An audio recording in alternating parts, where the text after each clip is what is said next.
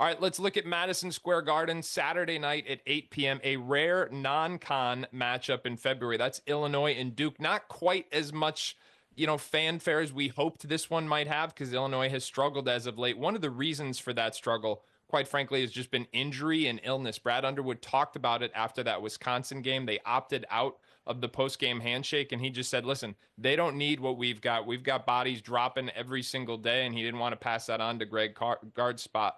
So aside from staying healthy, what else does Illinois need to do to have a chance to what would be their win of the season?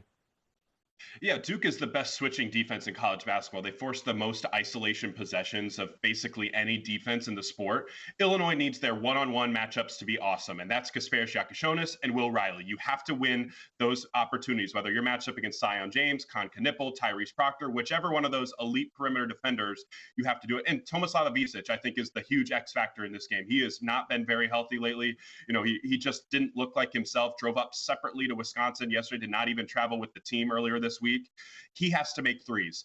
And we've seen so far this year, Illinois has played some of those traditional centers off the floor with Ivicic. We saw it against Tennessee. We've seen it against UCLA. Can Kaman Maluach stay on the floor and be able to guard some of those pick and pop threes that Ivicic really brings to the table? That will kind of be the recipe. But I'm concerned about what Illinois defensively can do because after Merez Johnson's wrist injury, they have nobody who matches up really well with Cooper Flagg. Nobody.